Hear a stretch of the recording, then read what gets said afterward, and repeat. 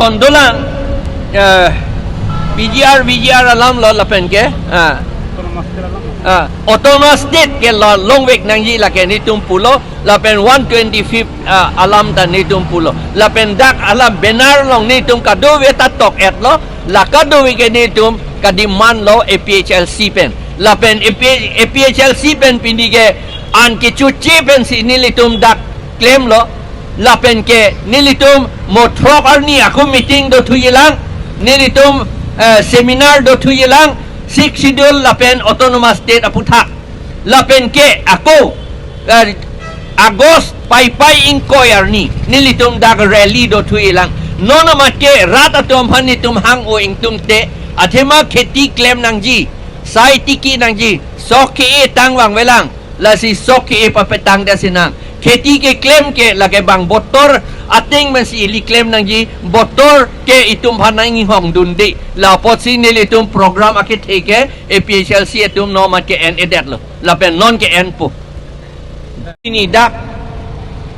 an kachepang chir pen hunger strike ke do ia theke ningkan phokep na so selo constitutional ong ke tok ilitum phan autonomous state nang PG pulo under Article 244A. Ilitum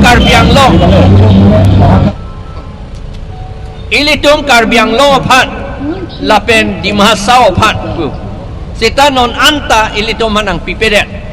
La potsi ni tum dak an ke cepang cir pen nilitung hunger strike itu. APHLC itu anur ka prek itu ali. APHLC binong itu phang phung atau bangali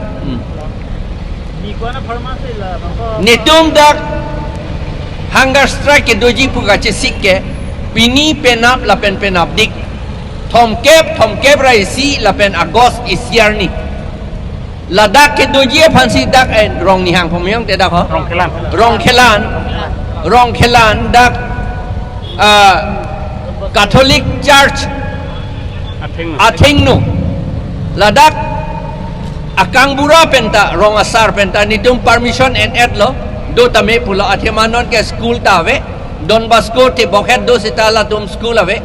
school ke non ni baga phisi ing puji la si school kang pu pen lo te nitum dak do delo pula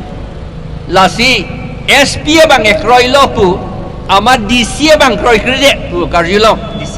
DC ke komat lo la ke nang litum na chini lu Omor Singh Kisubu binong DC ke alang li ning ke hang ban siala apisu mang claim ye mati di netum DC pula te binong ke netum ke loteng ban si claim de ti he ing tang rak ne pisu ke pualing ne penan ke pualing ko bang ne tu claim